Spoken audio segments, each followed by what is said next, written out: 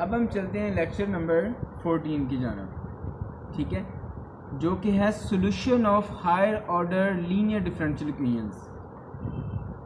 यानी हमने ये तो जाना कि higher order linear differential equations किस तरह की होती हैं, लेकिन अब हम उसके सोल्यूशन की तरफ जा रहे हैं।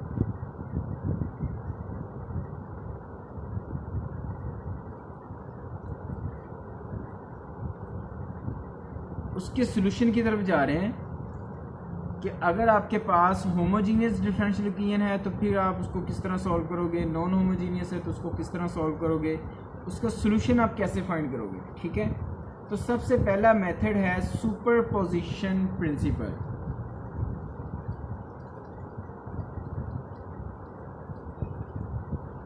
इसमें आपके पास एक हायर ऑर्डर डिफरेंशियल इक्वेशन है और उसको फिर हम जब उसका सोल्यूशन हमारे पास आ जाता है तो वो y की फॉर्म में आता है। अब इसमें C1, C2, C3 ये एक आर्बिट्रेरी कांस्टेंट्स होंगे। ठीक है, मिसाल के तौर पर ये एक एग्जांपल है y1 e की पावर x, y2 e की पावर 2x, y3 e की पावर 3x। तो ये आपके पास y1, y2, y3 है, तो y क्या बनेगा, y आपके पास होगा C1 y1 plus C2 y2 plus C3 y3। आपने फंक्शन इस तरह लेना है। ठीक है,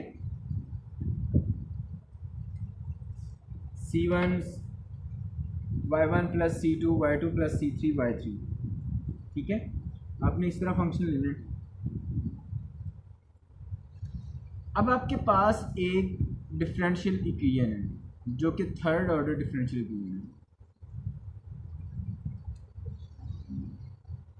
इसमें हमने वो फंक्शन ले लिया, अब फर्स्ट डेरिवेटिव लिया, इसका सेकंड डेरिवेटिव लिया, थर्ड डेरिवेटिव लिया। किस लिए लिए, हमने इस डिफरेंशियल इक्वेशन में इसको पुट करना है, पुट करके चेक करना है कि हमारा ये जो फंक्शन है उसको सेटिस्फाइड कर रहा है या नहीं कर रहा, तो ये उसका सोल्यूशन आ जाएगा। बिल्कुल उसी तरह जो कि लास्ट टाइम हमने क्वेश्चन किए हैं। लास्ट टाइम हम कुछ सोल्यूशन के क्वेश्चन कर चुके हैं। ये एग्जाम्पल 2 भी उसी तरह है। अब रॉन्स्कियन पे आ जाएं। रॉन्स्कियन में हम क्या करते हैं कि आप उसका डिटर्मिनेंट लेते हो, तो डिटर्मिनेंट लेने की दो ही कंडीशंस होती हैं, या तो वो उसका डिटर्मिनेंट ज़ीरो आ जाता है या तो नॉन ज़ीरो आता है। ठीक है, तो उसको वेरीफाई करना है हमने इक्वेशंस को। तो यहाँ से ये एक आपके पास एक जनरल सोल्यूशन वो बना रहे हैं, रॉन्स्कियन को यूज़ करते हुए जनरल वो बना रहे हैं। ठीक है,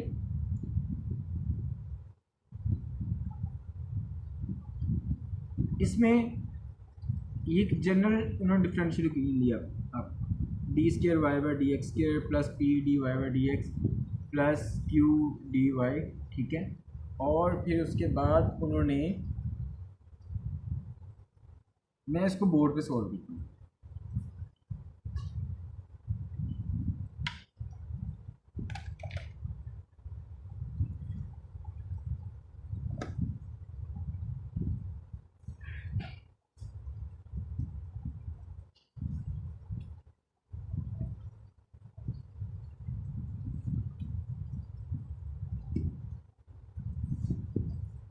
ए two d square y by d x square plus a one d y by d x plus a naught of y equal 0। ठीक है, तो ये आपके पास होमोजीनियस लीनियर इक्वेशन है। ठीक है, तो अब दो ही कंडीशन हो सकती हैं, या तो हमारे पास जो रॉन्स्कियन है वो ज़ीरो आ जाएगा या तो नॉन ज़ीरो आएगा। ठीक है, या तो ज़ीरो है या नॉन ज़ीरो। ठीक है, तो कोई भी कंडीशन हो सकती है। तो रॉन्स्कियन हमें अप्लाई करना है।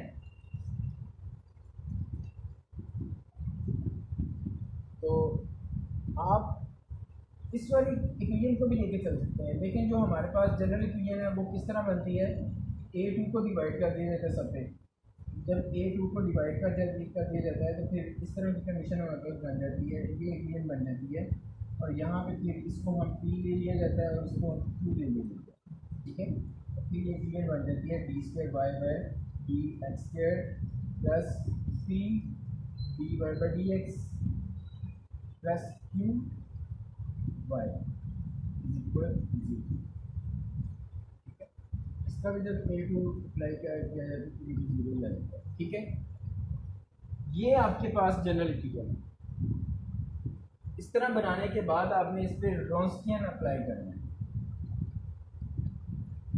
रॉन्स्कियन जब अप्लाई करेंगे तो ऊपर जो है वो आप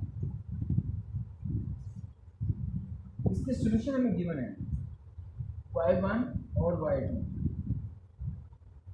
ये इसके सॉल्यूशन है। तो y1 y2 वो इसके सॉल्यूशन आपने लिख दिए। फिर y1 प्राइम y2 प्राइम,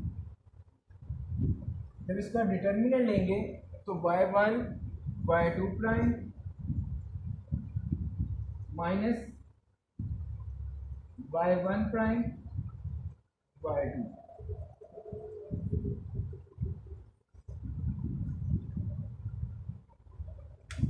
इसको फिर हम डिफ्रेंशिएट करेंगे डी डब्ल्यू बाय डी एक्स में लेके जाएंगे।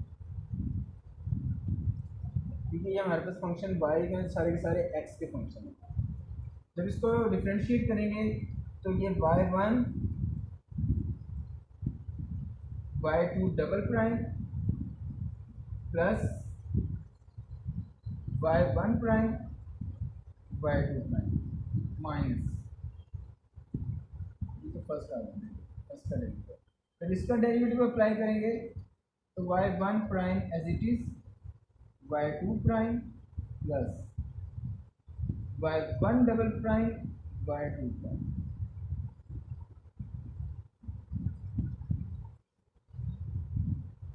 ठीक है, अब ये देखें y1 prime y2 prime y1 prime y2 prime ये कैंसिल हो जाएंगे। तो आपके पास क्या बचेगा y1 और y2 double prime minus y1 double prime y2 prime, ये डी डब्ल्यू बाई डी एक्स, यानी स्ट्रॉन्स्कियन का हमने जो डेरिवेटिव लिया था ये उसका आंसर आया। अब आपने क्या करना है, जो आपके पास इक्वेशन है इसको आप एक साइड पे लिखना है, जिसका जो डेरिवेटिव है और w जो है, इन दोनों को आप साइड पे लिखिए। ठीक है, w हमारे पास आ जाएगा और w प्राइम आ जाएगा, w आ जाएगा y1 y2 prime minus y1 prime y2 और y1 y2 double prime minus y1 double prime y2। ठीक है,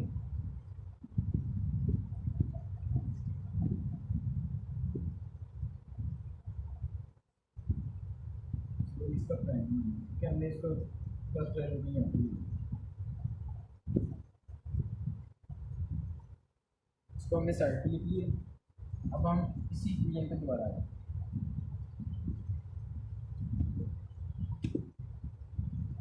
ये इक्वेशन क्या है हमारे पास।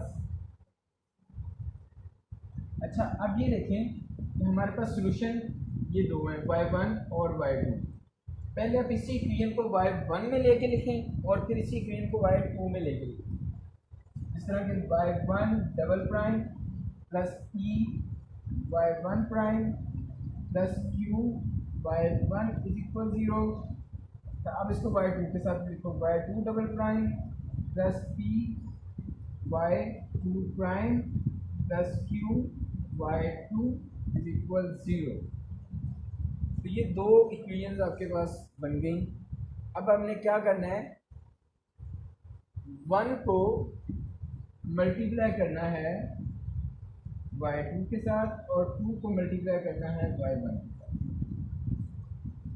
ठीक है, जब आप इसको y2 के साथ मल्टीप्लाई करोगे फिर आपके पास इक्वेशन क्या बन जाएगी, y2 y1 double prime plus p y2 y1 prime, ऐसे भी लिख सकते हैं आप, या y1 प्राइम y2 प्राइम उसको बाद में लिखा जा सकता है।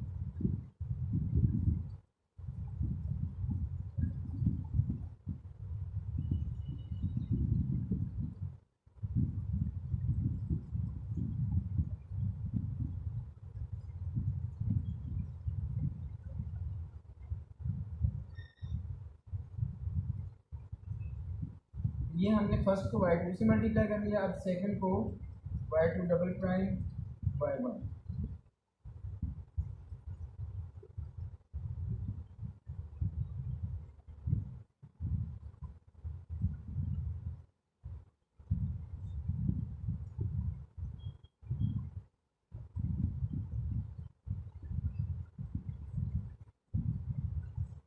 इसको ऐसे भी लिया जा सकता है 1। ठीक है, अब हमने क्या काम करना है, इनको सब्ट्रैक्ट करना है। जब आप सब्ट्रैक्ट करोगे इक्वेशन, इसको आप फर्स्ट ले लो, इसको सेकंड ले लो। ठीक है, तो आप देखोगे कि y1 double prime y2 2 minus 1 subtracting 2 minus 1।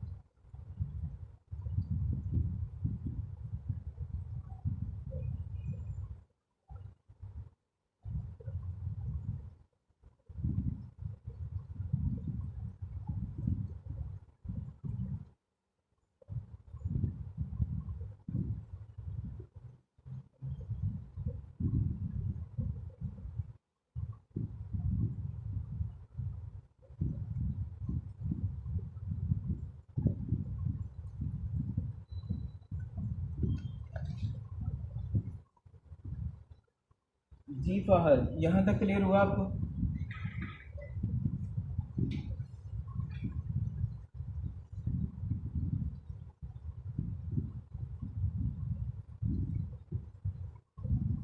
जी फहद, यहाँ तक क्लियर हो गया?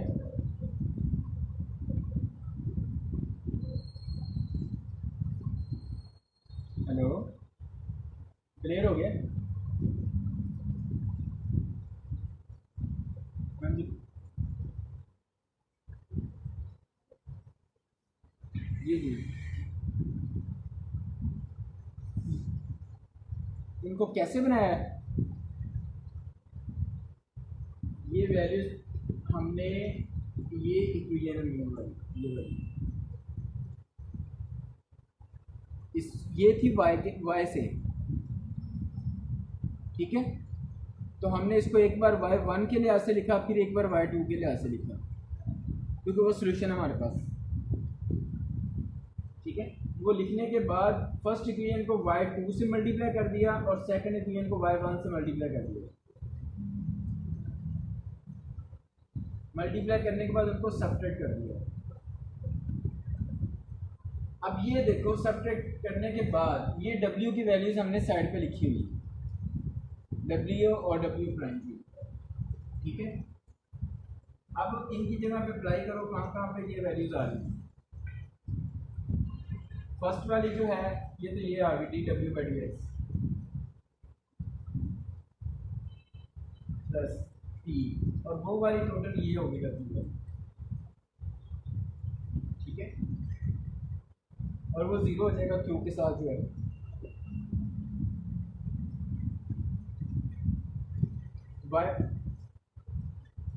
y1 y2 minus y1 y2 दोनों सेम है। ये देखो ना, आप जब इन दोनों को सब्ट्रैक्ट करोगे ये जीरो हो जाएगा वो। हाँ सेम है, सब्ट्रैक्ट करने से 0 हो जाएंगे।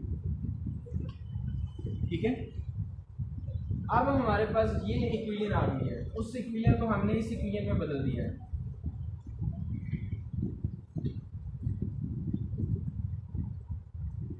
ठीक है, अब इसका सॉल्यूशन हमने फाइंड किया हुआ है, जो कि सेपरेबल इक्वेशंस के थ्रू हम फाइंड करते हैं। याद है ना, हम क्या करते हैं, डी डब्ल्यू by d x is equal minus P W. अब क्या करेंगे सेपरेबल इक्वेशन में,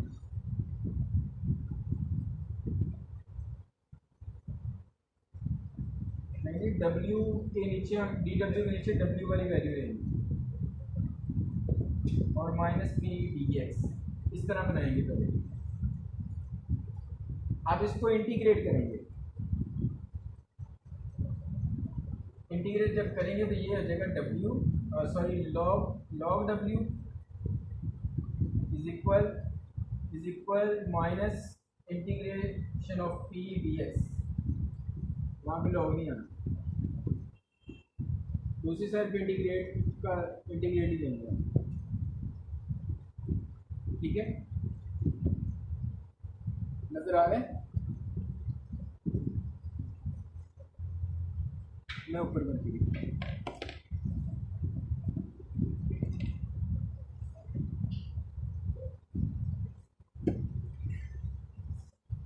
ये लॉग डब्ल्यू आ जाएगा और इसको बहुत साइड इंटीग्रेट लेने से ये आ जाएगा minus integral of P D x. ये तो यहाँ से हम डब्ल्यू की हमें वैल्यू चाहिए, तो W is equal exponential minus integral P D x. तो ये इसका सॉल्यूशन है, यहाँ पे सी भी आ जाएगा। ओके, इंटीग्रेट करते हैं, प्लस सी, यहाँ पे सी बन गई।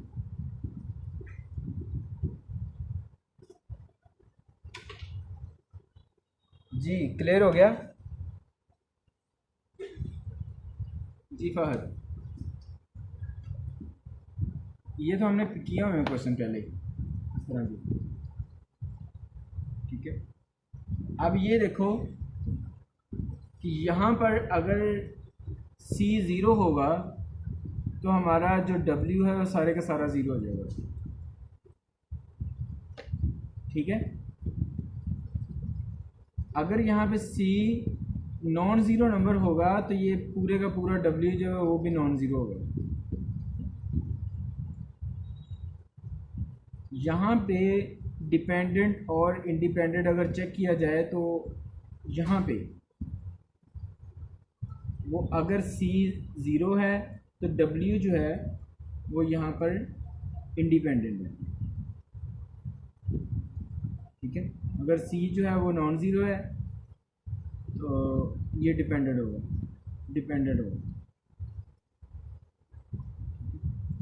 अब उनके लीनियर डिपेंडेंट और इंडिपेंडेंट सॉल्यूशंस आपके सामने हम उसके लेके चलते हैं। इसको भी वैसे ही फाइंड करने हैं जो कि सॉल्यूशन अभी हमने फाइंड किया है। ये देखो, उसके रॉन्स्कियन लेने से आपके पास फर्ज करो ये फंक्शन है y1 y2, इनके रॉन्स्कियन लिए, रॉन्स्कियन को आपने उसको डिटर्मिनेंट लिया, डिटर्मिनेंट नॉन ज़ीरो है तो ये अब फंक्शन आपके पास वो बता देगा कि डिपेंडेंट है या इंडिपेंडेंट है। ठीक है, इस तरह सेकंड एग्जांपल वो भी इसी तरह है, थर्ड एग्जांपल भी इसी तरह है। अब नॉन होमोजीनियस पे आ जाओ। नॉन होमोजीनियस में हमारे पास राइट साइड पे ना कोई फंक्शन होगा, ये जी ऑफ एक्स जो लिखा हुआ है। ठीक है,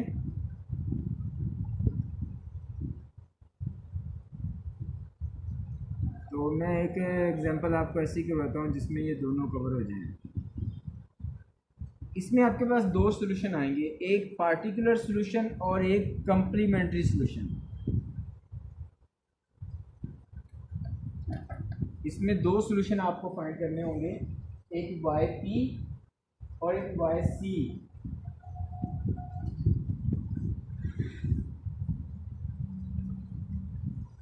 एक वाई पी और एक वाई सी, ये दो फाइंड करने होंगे। ठीक है, अब ये दोनों फाइंड कैसे करने हैं?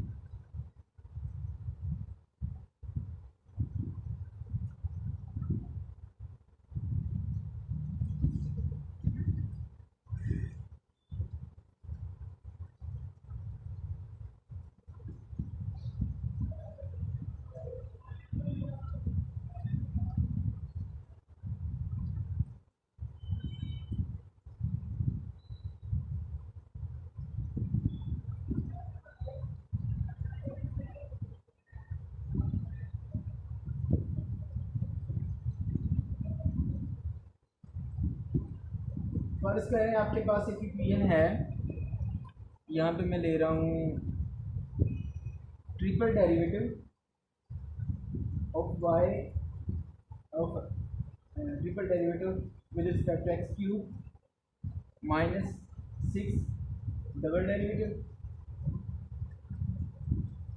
Plus 11 single derivative minus 6y is equal 3x।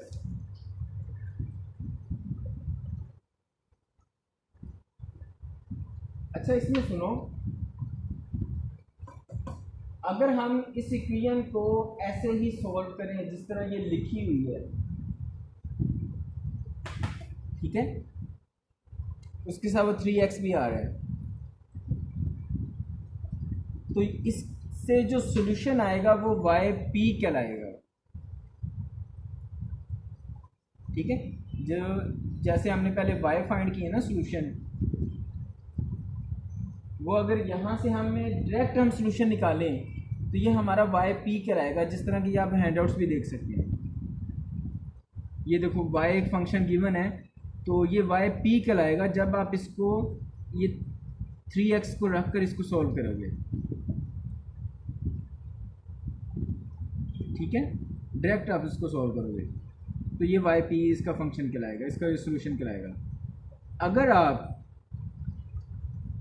या इसको जीरो लेके सॉल्व करोगे, ठीक है, एक तो 3x रख के आपने सॉल्व किया है, एक जीरो रख के सॉल्व करना है। ठीक है,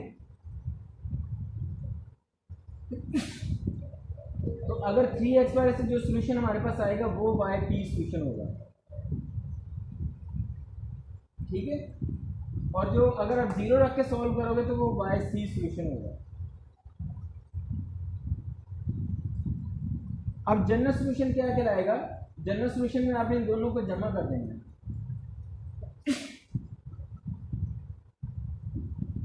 अब आपका वाई ये होगा जनरल सॉल्यूशन।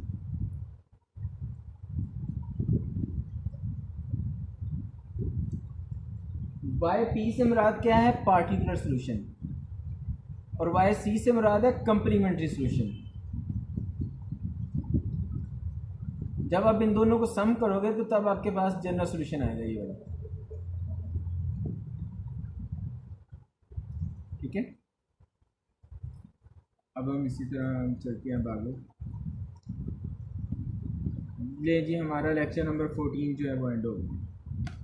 इसकी ये एग्जांपल्स हैं, ये आपने कर लेनी है, तो बहुत सिंपल क्वेश्चन है। अब ये देखो, इसमें जो भी आपको दिए हुए ना ये फंक्शन, इसका मतलब ये y1 और y2 है। ठीक है, ये जो आपको साथ में फंक्शन दिए हैं, ये y1 है, ये y2 है। तो इसको आप कैसे सॉल्व करोगे? c1 y1 plus c2 y2 लेकर वो उसका सोल्यूशन ले लेना आपने। ठीक है, तो फिर आप इसको